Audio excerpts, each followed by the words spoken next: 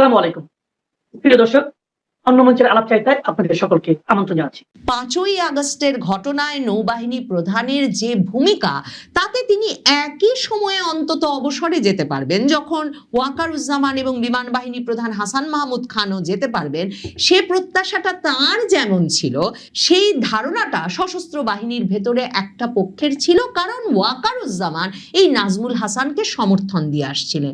কিন্তু শেষ পর্যন্ত নাজমুল হাসানের চাকরির সময়সীমা বৃদ্ধি করা হয় না। বাংলাদেশের সেনাবাহিনী প্রধান ওয়াকারুজ্জামান, বিমান বাহিনী প্রধান হাসান মাহমুদ খান এবং আগামী 23শে জুলাই পর্যন্ত দায়িত্ব পালন করবেন যে নৌবাহিনী প্রধান, সেই অ্যাডমিরাল নাজমুল হাসান, তারা পরস্পর ঘনিষ্ঠ বন্ধু। সশস্ত্র বাহিনীতে তারা একই কোর্সের সদস্য হিসেবে ঢুকেছেন, সমসাময়িক এবং কোর্সমেট হিসেবে তাদের মধ্যে পুরো পেশাগত জীবনেই ঘনিষ্ঠতা বহাল ছিল।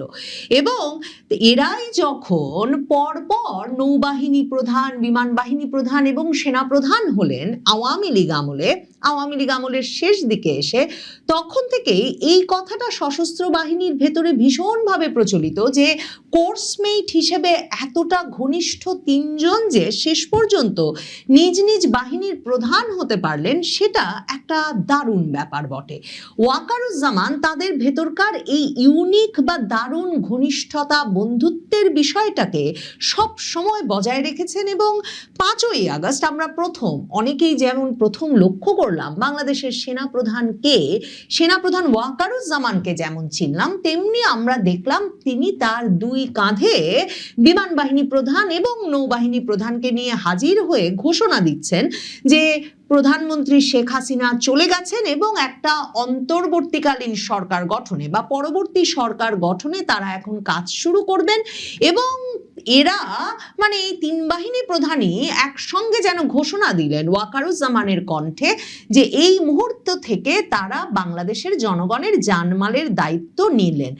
কিন্তু জানমালের দায়িত্ব তারা কতটুকু নিয়েছেন 2024-এর আগস্টের পর থেকে এ নিয়ে বিস্তর আলোচনা হয়েছে। কিন্তু এই তিন প্রধান যে বাংলাদেশের ইতিহাসের সর্বোচ্চ আলোচিত তিনজনের একটা জুটি সশস্ত্র বাহিনীর, সেটা নিশ্চিতভাবেই বলা যায়। কারণ এর আগে যতবার বাংলাদেশের সেনাবাহিনীর বিভিন্ন পর্যায়ের কর্মকর্তারা নানা সময় হাজির হয়ে জনগণের সামনে আমাদের জানমালের দায়িত্ব নিয়েছেন, কখনো সেনা প্রধানকে বা সেনা কোনো কর্মকর্তাকে পাশে বিমান বাহিনী বা নৌবাহিনীর প্রধানদেরকেও সাথে নিয়ে আসতে দেখা যায়নি। এরপর ওয়াকারুজ্জামান শুধু যে সেদিন জাতির সামনে হাজির হওয়ার সময় দুকাঁধে দুজনকে নিয়ে হাজির হলেন তাই নয়, সেই 5ই আগস্টেই মনে করে দেখুন, রাষ্ট্রপতি যখন বক্তৃতা দিলেন জাতির উদ্দেশ্যে এবং সেই রাষ্ট্রপতি শাহাবুদ্দিন চুপ্পুর বক্তৃতায় তিনি বললেন যে খুব শিগগিরই একটা নির্বাচনের ব্যবস্থা করা হবে, খালেদা জিয়াকে মুক্তি দেওয়া হবে, সেই 5ই আগস্ট রাতের সেই বক্তৃতার সময়ও কিন্তু তিন বাহিনী প্রধান একেবারে পাশাপাশি দাঁড়িয়ে থাকলেন রাষ্ট্রপতির কাঁধের ওপরে। এবং এসব দিয়ে একটা বার্তা ওয়াকারুজ্জামান সুস্পষ্টভাবে জাতির উদ্দেশ্যে, আমাদের উদ্দেশ্যে দিতে চেয়েছেন যে তারা ঐক্যবদ্ধ, সেনাবাহিনী যা করছে একা করছে না, সেনা প্রধানও যা করছেন একা করছেন না, তার সঙ্গে নৌবাহিনী, বিমান বাহিনী, নৌবাহিনী প্রধান, বিমান বাহিনী প্রধান সকলেই আছেন। যা পরিণতি হবে, যা প্রশংসা, যা সমালোচনা, তা যেন সকলকেই একত্রে করা হয়। ইউনূস আমলে প্রথাটাই দাঁড়িয়ে গিয়েছিল এরকম যে সেনাপ্রধান ওয়াকারুজ্জামান যমুনা যাচ্ছেন তার দুই কাঁধে বিমান বাহিনী প্রধান আর নৌবাহিনী প্রধানকে নিয়ে তিনি রওনা হয়েছেন। এক দফা একমাত্র ঈদের সাক্ষাতে বাহিনীর প্রধানেরা স্ত্রীদেরকে নিয়ে আলাদা আলাদা করে ইউনূসের সঙ্গে দেখা করলেও এমনি কাজের বৈঠক সব সময় তারা একসঙ্গে করেছেন। আর অন্যদিকে ওই যে বঙ্গভবনে যে রাষ্ট্রপতিকে তারা সমর্থন দিয়ে এসেছেন 2024-এর 5ই আগস্ট, সেই সমর্থনটাও তারা বরাবর বহাল রেখেছেন। রোজার ইফতার খেতে কিংবা ঈদের শুভেচ্ছা বিনিময়ে কিংবা স্বাধীনতা দিবস, বিজয় দিবসে বঙ্গভবনের সকল আনুষ্ঠানিকতায় তিন বাহিনী প্রধানই একত্রে একসঙ্গে গিয়ে উপস্থিত হয়েছেন। ওয়াকারুজ্জামানের এ বার্তাটা তাই পরিষ্কার ছিল যে যা হবে, যা হচ্ছে সব একসাথে হচ্ছে এবং যা হবে তাও একসাথে হবে। কাজেই এই তিন বাহিনী প্রধানের যেন এক পরিণতি হয়, সেটাও যে ওয়াকারুজ্জামান চান, সেটাও ভীষণভাবে বাংলাদেশের রাজনৈতিক, সামরিক, বেসামরিক অঙ্গনে একটা আলোচিত বিষয় হয়েছে। এই 3 জনের একজন, এই 3 মাস্কেটিয়ার্স এর প্রথম জন অবসরে যাচ্ছেন এবং তিনি 23শে জুলাই অবসর গ্রহণ করবেন। নৌবাহিনী প্রধান অ্যাডমিরাল নাজমুল হাসান। নৌবাহিনী প্রধান অ্যাডমিরাল নাজমুল হাসান দায়িত্ব নিয়েছিলেন 2023-এর জুলাইয়ে, কাজেই তার মেয়াদ এ দফায় শেষ হলো এবছরে এসে। কিন্তু ওয়াকারুজ্জামান আর বিমান বাহিনী প্রধান হাসান মাহমুদ খান দুজনেই 2024-এর জুনে দায়িত্ব নিয়েছিলেন, কাজেই 2027-এর জুনে গিয়ে তাদের দায়িত্ব শেষ হবে। নৌবাহিনী প্রধান নাজমুল হাসান কি করেন, তিনি কি ধরনের অবসর জীবন যাপন করেন, বাংলাদেশেই থাকতে থাকেন নাকি বাংলাদেশ থেকে বেরিয়ে যাওয়ার চেষ্টা করেন, এই বিষয়গুলো নিয়ে সামাজিক যোগাযোগ মাধ্যমে এত আলোচনা হচ্ছে কারণ নৌবাহিনী প্রধান নাজমুল হাসান হচ্ছেন এই 3 বাহিনী প্রধানের মধ্যে ওয়াকারুজ্জামানের পাশাপাশি 5ই আগস্টের সিদ্ধান্ত গ্রহণ থেকে শুরু করে 5ই আগস্টের আগেও সেনাবাহিনী কি ধরনের ভূমিকা রাখবে 2024-এর জুলাই আগস্টের আন্দোলনে, এ বিষয়ে ওয়াকারুজ্জামানকে সশস্ত্র বাহিনীর ভেতরে যারা প্রভাবিত করেছিলেন তাদের মধ্যে একজন প্রধানতম ব্যক্তি। এই নাজমুল হাসান এমনই একজন ব্যক্তি যার একান্ত আগ্রহে একটা খুবই ইউনিক ঘটনা ঘটেছিল 2025-এর জুলাইয়ে, 16ই জুলাই, যখন জাতীয় নাগরিক পার্টি এনসিপি তাদের জুলাই পদযাত্রা, তারপর মার্চ টু গোপালগঞ্জ ঘোষণা করে তারা বঙ্গবন্ধু শেখ মুজিবুর রহমানের সমাধি ভাঙতে গোপালগঞ্জ গেল এবং গোপালগঞ্জের আওয়ামী লীগ নেতা কর্মী সমর্থক সাধারণ মানুষ তাদের বিরুদ্ধে এমন প্রতিরোধ গড়ে তুলল যে ওয়াকারুজ্জামানের বাহিনী, সেনাবাহিনী সাধারণ মানুষের উপর গুলি চালিয়ে 5 জন মানুষকে হত্যা করলো এবং তারপর সেনাবাহিনী ওই নাহিদ ইসলাম, হাসনাত, সার্জিস, নাসির উদ্দিন পাটোয়ারিদেরকে সেনাবাহিনীর সাজোয়া যানে ভরে কোনো মতে নিরাপদে গোপালগঞ্জ থেকে বের করে আনলো বটে, কিন্তু এরপর সপ্তাহের বেশি সময় ধরে গোপালগঞ্জে ভয়াবহ যৌথ বাহিনীর অভিযান চালানো এবং শুধু সেনাবাহিনী সেবার কিন্তু সেই অভিযান পরিচালনা করে নাই।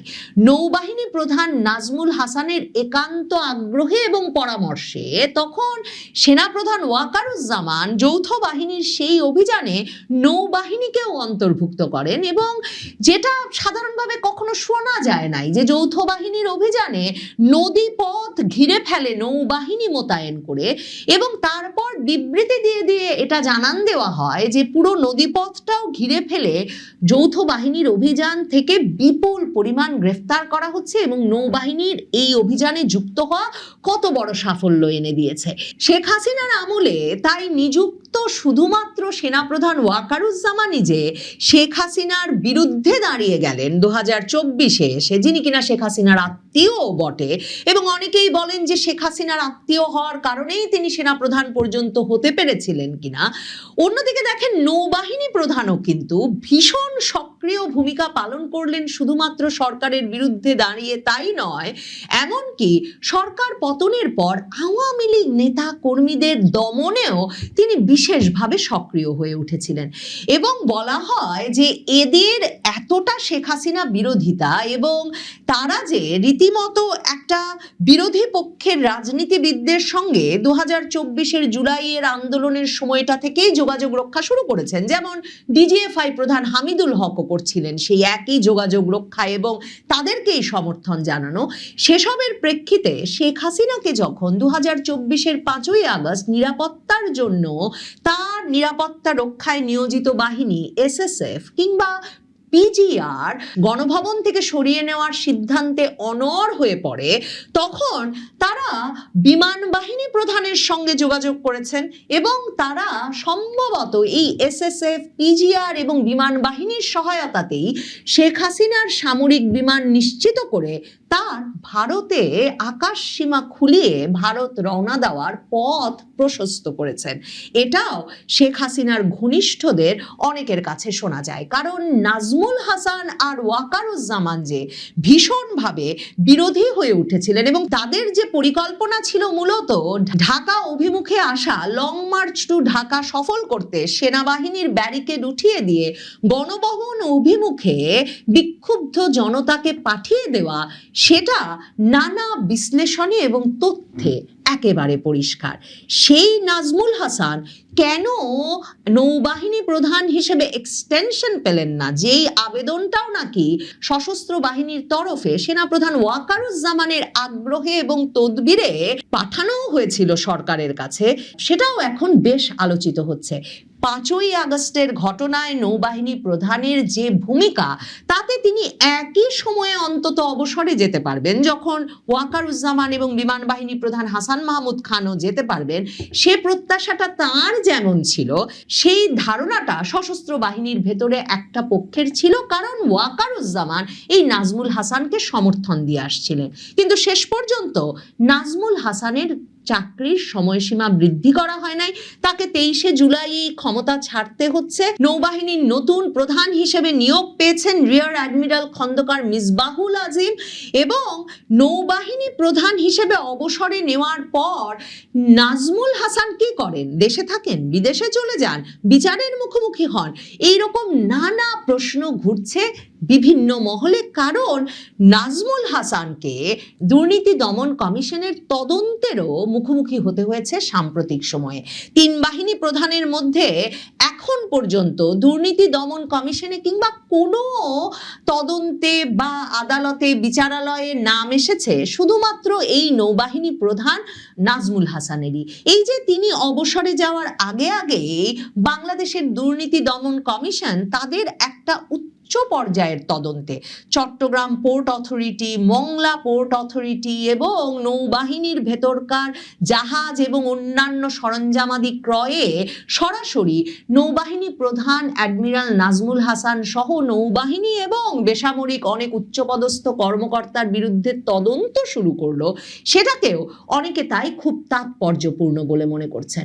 দুর্নীতি দমন কমিশনের ওই তদন্ত উদ্যোগের কাগজপত্র ঘাটলে দেখা যায় দুর্নীতি দমন কমিশনের কাছে এ খবর আছে যে যেমন করে শত শত কোটি টাকা এক একটি জাহাজ কিংবা অন্য কোনো সরঞ্জামাদি ক্রয়ে বাড়িয়ে দেখানো হয়েছে এবং তার মাধ্যমে বিপুল পরিমাণ অর্থ আত্মসাৎ করা হয়েছে, তেমনি নাজমুল হাসানের স্ত্রীর দুলাভাই আওয়ামী লীগের সাবেক এমপি মোহাম্মদ জিল্লুর রহমান সম্প্রতি কাতারে একটা মার্কেট কিনে ফেলেছেন এবং দুর্নীতি দমন কমিশনের কাছে এমন কাগজপত্র আছে যে সেই অর্থ বাংলাদেশের নৌবাহিনী প্রধান নাজমুল হাসানের তরফে কাতার পর্যন্ত পাঠিয়ে ওই মার্কেট কেনার ব্যবস্থা হয়েছে। শুধু তাই নয়, দুর্নীতি দমন কমিশন জানাচ্ছে যুক্তরাষ্ট্রের আটলান্টায় মুকুল কর্পোরেশন নামের একটা কোম্পানি গড়ে তুলে একজন মোহাম্মদ কাজী মুকুলের নামে এবং তানজিম হাসান এবং সাজিদ হাসানের নামে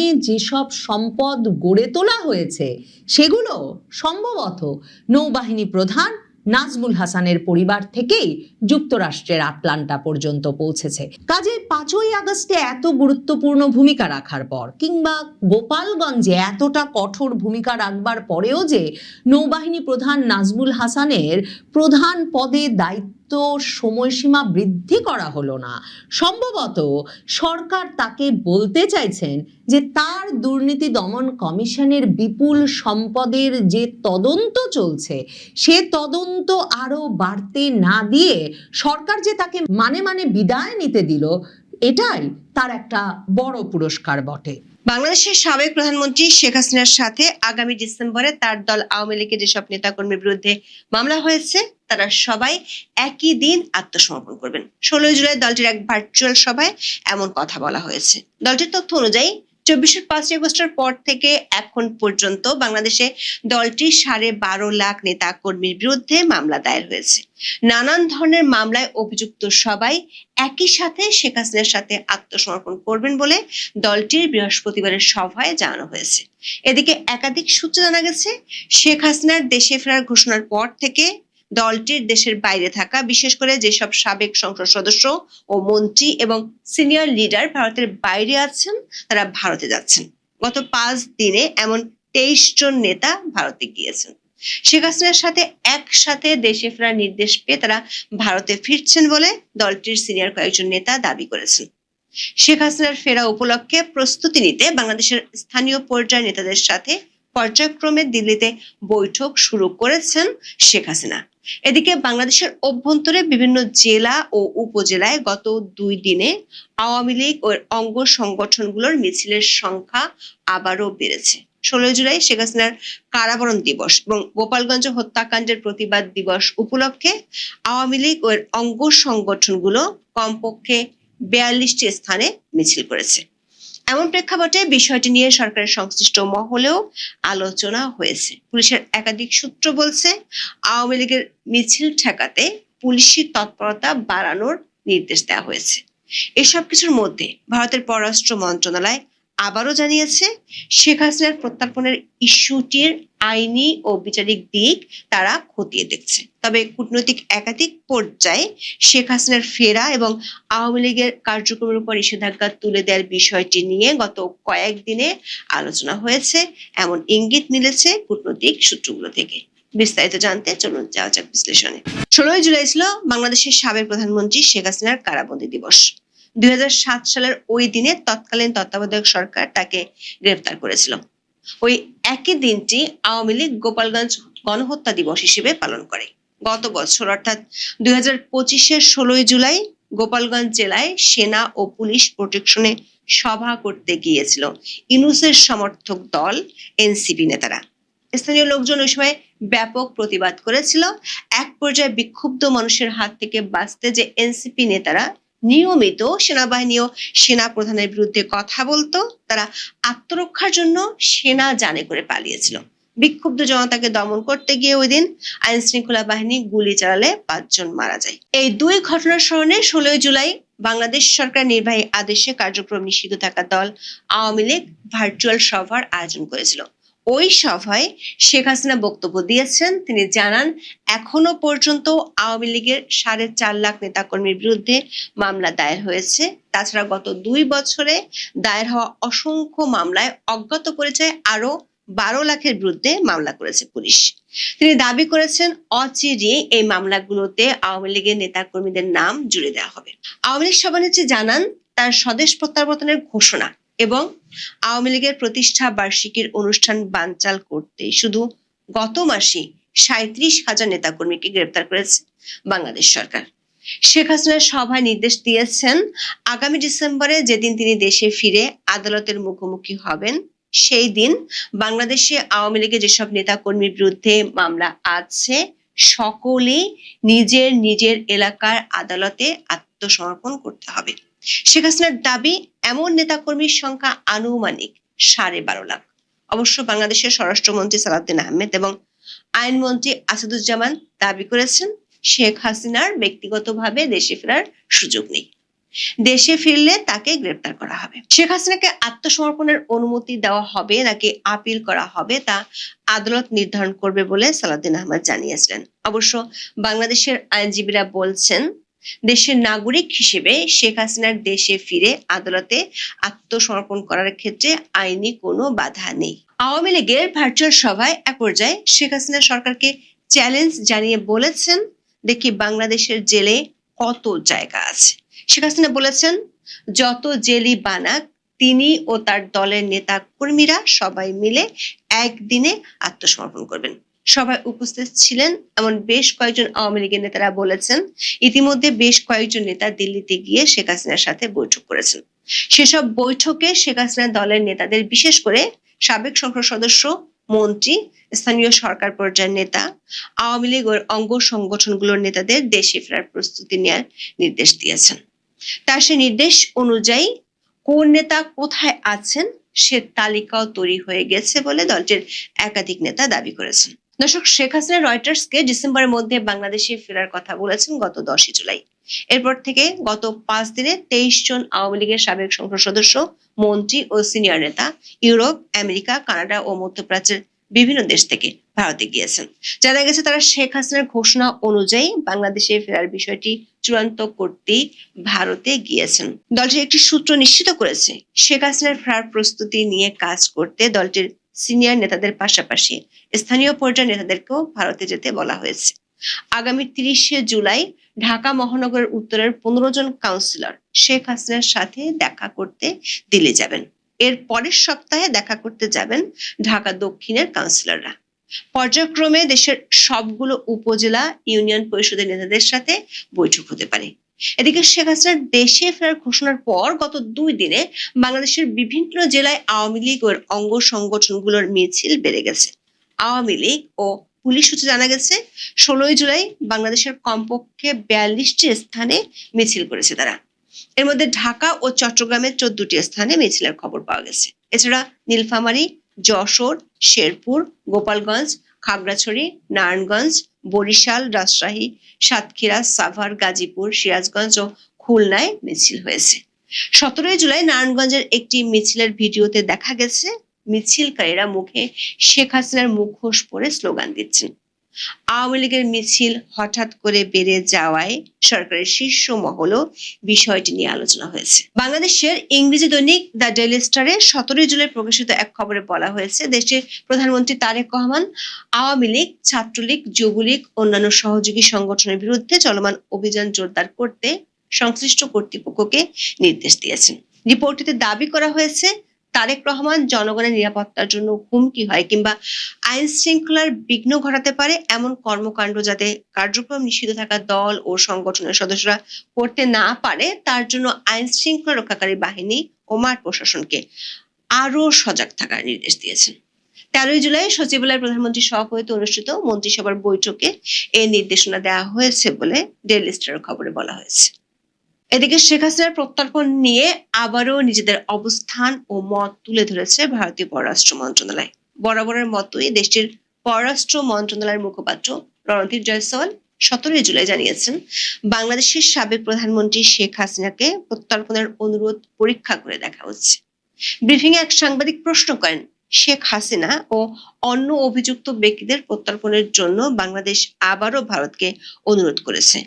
এ বিষয়ে বাংলাদেশ ও ভারতের মধ্যে কোনো যোগাযোগ হয়েছে কিনা? তাছাড়া শেখ হাসিনা নিজেই ডিসেম্বরে দেশে ফেরার ঘোষণা দিয়েছেন, তাই বিষয়টি নিয়ে দুই দেশের মধ্যে কোনো যোগাযোগ হয়েছে কিনা? এই প্রশ্নের জবাবে ভারতের পররাষ্ট্র মন্ত্রণালয়ের মুখপাত্র বলেন, তারা প্রত্যর্পণের জন্য একটা অনুরোধ পেয়েছেন, যেমনটি আগেও বলেছেন অনুরোধটি পরীক্ষা করে দেখা হচ্ছে। সংশ্লিষ্ট আইনগত ও বিচারিক প্রক্রিয়ার আলোকে অনুরোধটি বিবেচনা করা হবে বলে মত দেন রণধীর জয়সওয়াল। 2 দিন আগেও ভারতের পররাষ্ট্র মন্ত্রণালয়ের মুখপাত্র বলেছিলেন, শেখ হাসিনার ব্যাপারে তাদের অবস্থান আগের মতোই আছে। কূটনৈতিক সূত্রগুলো বলছে, কূটনৈতিক পর্যায়ে শেখ হাসিনার ফেরার ব্যাপারে কয়েকটি চ্যানেলে ভারত ও বাংলাদেশের আলোচনা হয়েছে। সেই আলোচনায় শুধু ভারত ও বাংলাদেশ নয়, পশ্চিমা 2টি দেশ ছাড়াও মধ্যপ্রাচ্যের একটি দেশও আছে। একটি আন্তর্জাতিক সংস্থা, যে সংস্থাটি বাংলাদেশের 13 জাতীয় সংসদ নির্বাচনের আগে সমঝোতা প্রক্রিয়া ছিল।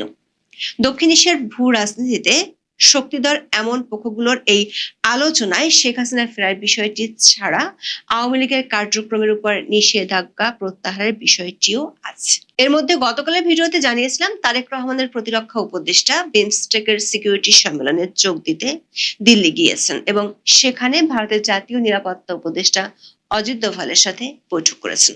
সূত্রগুলো বলছে, কূটনৈতিক পর্যায়ে এসব বৈঠকের আলোচনা শেষ হলে আগামী মাসে একটি শক্তিধর দেশের একজন প্রভাবশালী প্রতিনিধি বাংলাদেশ সফরে আসতে পারেন।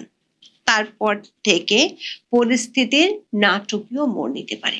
এখন এ পর্যন্ত সবাই ভালো থাকুন, সুস্থ থাকুন, নিরাপদে থাকুন। দেখা